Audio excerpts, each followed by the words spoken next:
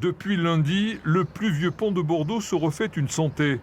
L'ouvrage a tendance à s'enfoncer sous son propre poids. Un seul lampadaire pèse 1 tonne et il y en a 32. Même si le pont est fermé à la circulation routière depuis 2018, les vibrations du tramway, les courants violents de Dame-Garonne et les infiltrations d'eau dans la structure inquiètent.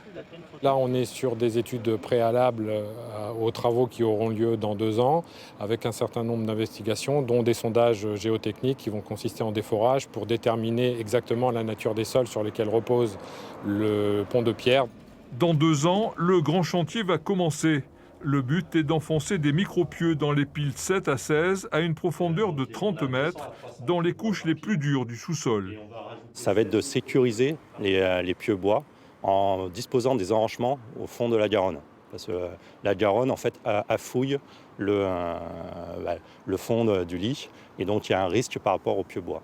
Le second point, c'est de maîtriser les tassements des piles, et donc la vitesse de tassement, et donc on va rajouter des micropieux aux piles existantes. Il y aura 12 à 16 micropieux par pile qui vont compléter la 200 à 300 pieux bois qui existent depuis 200 ans. À pied, à vélo ou en tramway, 60 000 personnes empruntent chaque jour le pont de pierre. La fin des travaux est prévue en 2025.